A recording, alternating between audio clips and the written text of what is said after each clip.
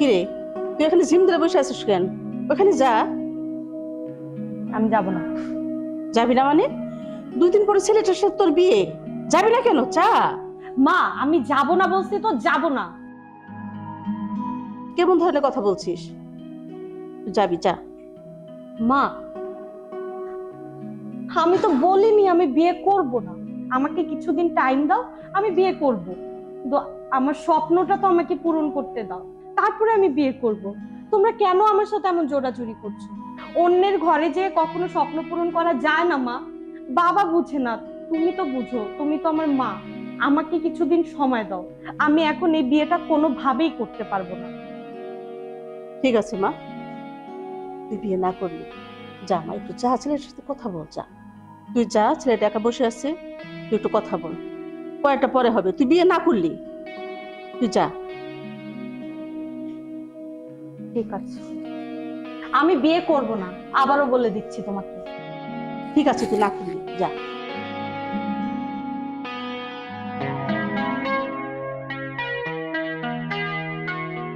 কেমন আছো? এই তো ভালো আছি, আপনি কেমন আছেন? ভালো আছি। বসেন। চলুন যাও যাক। কোথায়? আমাদের আজকে যাওয়ার কথা ছিল। আমি সরি, আমি যেতে পারবো না। কেন? কারণ আমি আপনাকে কিছু কথা বলতে চাই। আচ্ছা, কি কথা বলার ছিল বলেন।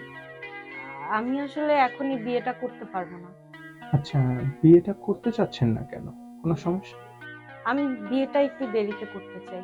আমি যতটুকু জানি আমার ফ্যামিলি থেকে কোনো সমস্যা নেই, আপনার ফ্যামিলি থেকেও নেই, আর আমারও ব্যক্তিগতভাবে কোনো সমস্যা নেই। তাহলে আপনি দেরিতে বিয়েটা করতে চাচ্ছেন কেন? নাকি আপনি আমাকেই বিয়েটা করতে চাচ্ছেন? না না, আমি তো একবার জন্য বলিনি যে আমি আপনাকে বিয়েটা করতে চাই না। আমি বলেছি আমি বিয়েটা একটু দেরিতে করতে চাই। দেখেন, আমার জীবনে একটা স্বপ্ন আছে। কি আমি সব? আমি একটা উদ্যোক্তা হতে চাই।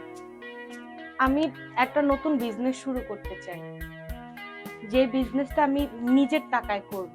আচ্ছা, সেটা তো চাইলে আমরা বিয়ের পরেও করতে পারি। দেখেন, আমি আমি এটা বিয়ের পর করতে পারবো না।